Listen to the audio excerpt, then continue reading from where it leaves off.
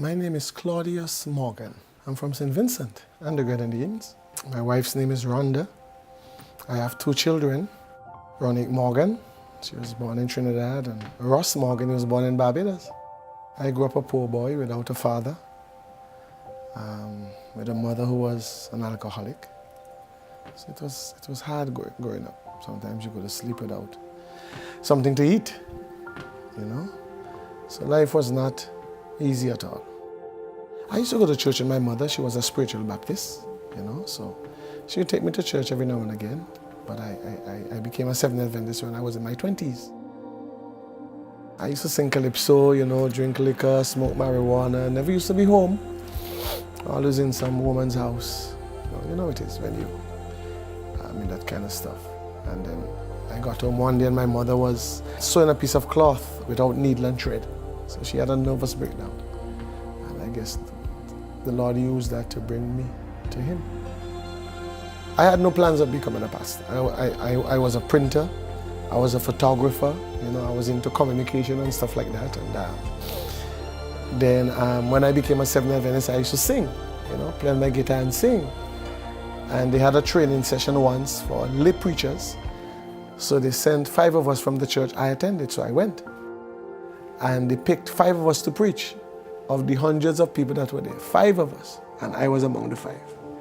And so after I was finished preaching, the pastor, who was one named Hilton Garnett, said to me, the Lord is calling you to be a pastor. You know, but I just, more or less just drove that away. That didn't register in my mind at all because I didn't have the education. I didn't finish school, so how I could be a pastor? I was preaching, and one pastor asked me to preach 2 nights at his crusade because he was coming to Barbados at the meeting of the church. So I preached the 2 nights. And the last night, I rented a car. The last night I'm driving back to the meeting, I saw a bright light behind me. So I stopped. When I looked back, there was no light. I drove again, I saw the bright light. I stopped. I said, what's this? There was no light. Then I drove the 3rd time and I saw this bright light. And then I stopped. I said, okay, Lord, if you want me to go, I'll go. So I guess the Lord was speaking to me through that light because there was really no light behind. There was no car behind. When you look around to see what's happening now, you know Christ is coming soon. You know? And I always tell people as I preach around the world, as I told a guy in Israel, I just came from Israel, that even if Christ does not come for 40 years, the best life to live is a Christian life. And if a calypsonian can tell you that, a rum drinker can tell you that, well, a farmer, then you know it has to be impacted. It has to be true, you know. When you live for Christ, there's a peace and there is a joy and there's a fulfillment. You go to sleep and you don't sleep like a baby because babies wake up, you sleep like a log.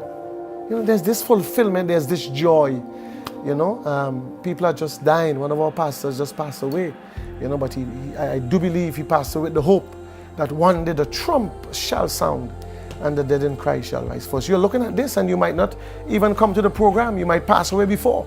And that's the joy of accepting Christ, you know, knowing that when you live for Christ and you die in Christ, that there is life beyond the grave.